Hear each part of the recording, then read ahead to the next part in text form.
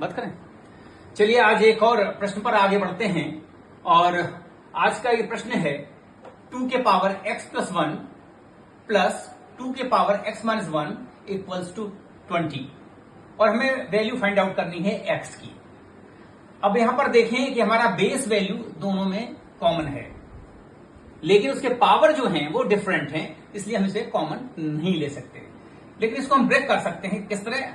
हम जानते हैं कि 2 के पावर a प्लस b को लिख सकते हैं हम 2 के पावर a इंटू 2 के पावर b।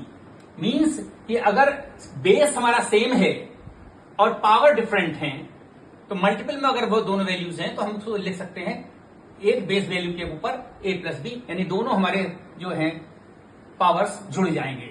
उसी पैटर्न पर हम लिख सकते हैं 2 के पावर x इंटू 2 के power 1। In the same pattern we may write 2 के पावर x इंटू 2 के पावर माइनस 1 इक्वल्स टू 20। अब आप यहां पर देखें कि यहां पर 2 के पावर x और ये 2 के पावर x क्या है? कॉमन है, हम ले सकते हैं कॉमन। 2 के पावर x हमने कॉमन लिया, यहां पर मिला क्या हमको? 2 के पावर 1 प्लस, यहां पर प्लस होना चाहिए, सॉरी, यहां पर हमें मिला 2 के पावर x हमने कॉमन लिया, यहां मिला क्या हमको? 2 के पावर 1, ये बचा हमारा, और यहां पर जब 2 के पावर x कॉमन हुआ तो यहां बचा 2 के पावर माइनस 1 इक्वल्स टू 20। मुझे नहीं लगता कि आपको इसमें कोई दिक्कत हो रही होगी। मैंने 2 के पावर x प्लस 1 को 2 भाग में तोड़ा, जो कि 2 के पावर x इंटू 2 के पावर 1, और यह 2 के पावर x इंटू 2 के पावर माइनस 1, और वैल्यू जो हमारी राइट हैंड साइड 20 है वो एज इट इज रखी रही। और हमने यहां पर ये देखा कि हमारा जो ये 2 के पावर x है दोनों में है सेगमेंट्स में, तो हमने इसे कॉमन ले लिया और हमको ये प्राप्त हुआ। अब आप यहां पर देखें 2 के पावर x, इसलिए 2 के पावर 1 का मतलब 2 और 2 के पावर माइनस 1 का मतलब आप समझते होंगे ये 1/2 लिख सकते हैं इक्वल्स टू 20। जब पावर 1 है तो ये रेसिप्रोकल होता है, तो इसे लिखा जा सकता है 1 के पावर 2 के पावर 1, और 2 के पावर 1 का मतलब यहां पर 2 ही होगा। अब हम इसको क्या करें? सिंप्लीफाई करेंगे तो ये हो जाएगा कि 2 का पावर x, और यहां पर वैल्यू आएगी 2, और यहां पर हो जाएगा 2 इज 4 और प्लस 1, और ये हो जाएगा इक्वल्स टू 20।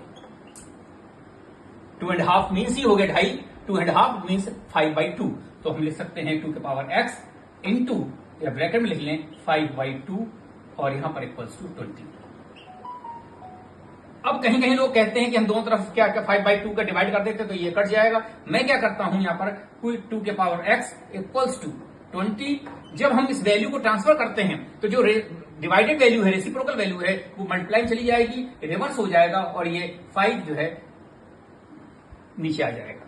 मीन्स 5/2 जब डाइवर्ट होगा, ट्रांसफर होगा राइट हैंड साइड पर, तो 2/5 में कन्वर्ट हो जाएगा, और ये 5 से हो जाएगा 4, ये 5 4 20, और ये 2 के पावर x हो जाएगा इक्वल्स टू 4 2 8।